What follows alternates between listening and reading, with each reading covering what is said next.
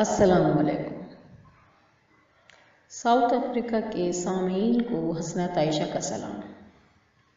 سب سے پہلے میں بہت شکر گزار ہوں ڈاکٹر SMN شہزاد کے، جنہوں نے مجھے موقع دیا اپنے والد جناب مرزا محتشم علی بیگ بالمعروف رسا چغتائی کے بارے میں بتانے کا۔ جے پور سے کراچی تک کا سفر بہت طویل سفر تھا۔ مختصر یہ کہ میرے والد 1928 میں جے پور میں پیدا ہوئے۔ گھرانہ بہت مذہبی تھا، دادا پردادا پیش امام اور مؤذن تھے۔ والد نے بہت چھوٹی عمر میں شاعری شروع کی، اور یہ بات بہت کم لوگ جانتے ہیں کہ میرے والد جے پور کے ایک چھوٹے سے گاؤں میں ایز اے پرائمری ٹیچر کام کرتے تھے۔ قیام پاکستان کے چند سال بعد میرے والد پاکستان کے شہر کراچی کے علاقے نمائش میں رہائش پذیر ہوئے، اور جب گورنمنٹ نے پکے مکانات بنا کے دیے تو کورنگی شفٹ ہو گئے۔ یہ بات بہت کم لوگ جانتے ہیں کہ میرے والد تحریک پاکستان میں مسلم لیگ کے کارکن کے طور پر کام کرتے تھے۔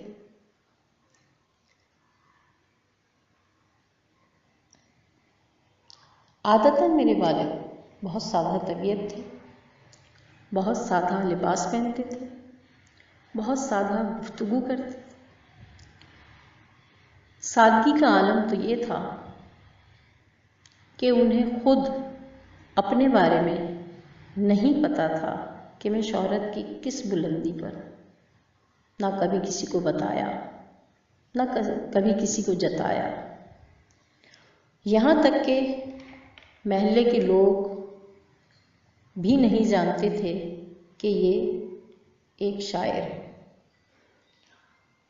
پورا علاقہ میرے والد کو خالو کہہ کے بلاتا تھا۔ میرے والد کے چند الفاظ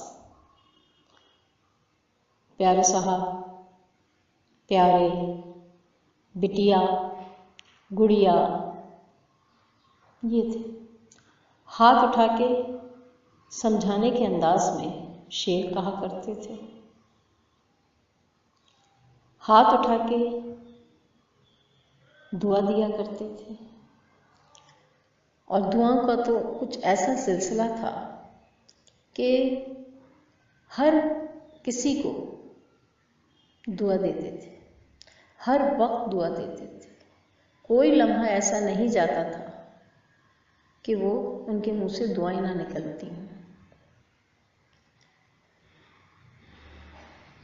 سادہ لباس پہنتے تھے۔ ہم نے جس گھر میں آنکھ کھولی وہ ایک ادب کا گھرانہ تھا۔ گھر میں شروع ہی سے شعر و شاعری کا ماحول دیکھا، یہاں تک کہ وہ نوجوان شعراء جو ہمارے والد کے پاس آیا کرتے تھے،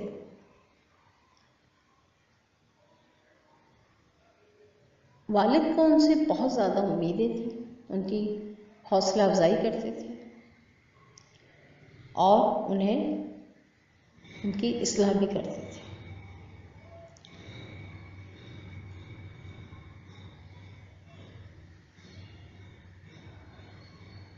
ایک بات جو بار بار مجھے ان کی یاد آتی ہے، وہ اکثر کہتے تھے کہ دیکھو وہی دیتا ہے، وہی دلوا دیتا ہے، اور اس کی شان یہ ہے کہ نیکیاں بھی ہمارے نام لکھ دیتا ہے۔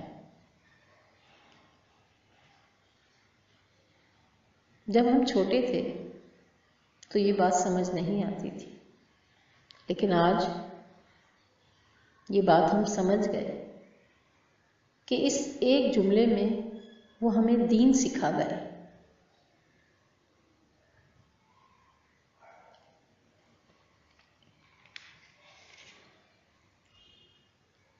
ابو سارے ہی بچوں سے بہت پیار کرتے تھے، لیکن خاص کر میری بیٹی مہک سے بہت دل لگا تھا۔ شاید اس کی خاص وجہ یہ تھی کہ میری بیٹی کی اسکل ان کے سامنے واضح ہو گئی تھی۔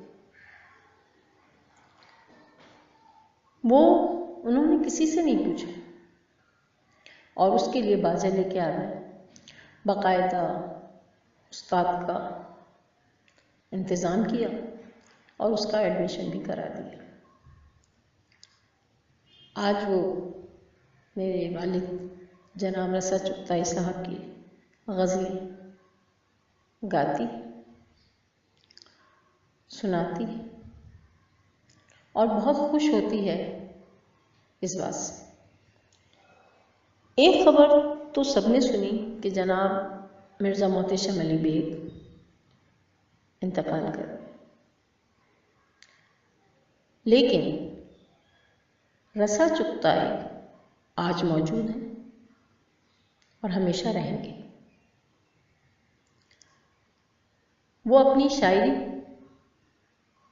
کی صورت میں اہل سخن کے لیے موجود ہیں، اور وہ تمام نوجوان جو میری بات سن رہے ہیں اور جنہیں میرے والد سے ملنے کا شرف حاصل ہو چکا ہے، وہ فخر کریں گے اپنے آپ پر کہ ہم نے رسا چغتائی کو دیکھا، انہیں سنا اور انہیں محسوس کیا ہے۔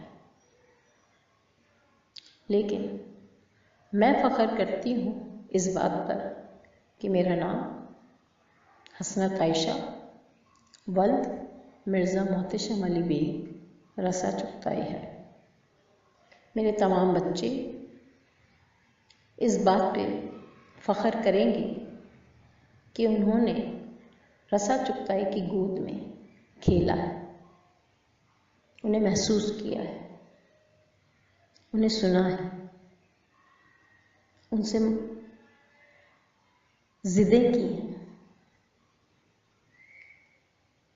یہ ایک تاریخ کا حصہ ہے۔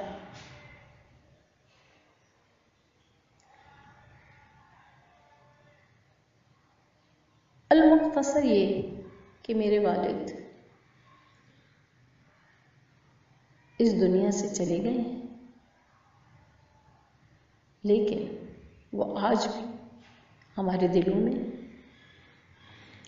ہمارے ذہنوں میں اور اپنے شاعری میں زندہ ہیں، زندہ رہیں گے۔ اس کے ساتھ ہی وہ تمام سننے والے ساؤتھ افریقہ، بزم ادب ساؤتھ افریقہ کے سننے والے میرے والد کی مغفرت کے لیے دعا کریں۔ آخر میں بہت شکر گزار ہوں اس ٹیم کی جس نے مجھے موقع دیا میرے والد کے بارے میں بتانے کا، اور آئندہ بھی اگر کسی کو میرے والد کے بارے میں کسی بھی قسم کی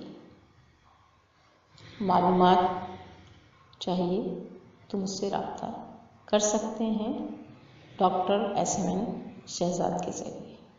شکریہ۔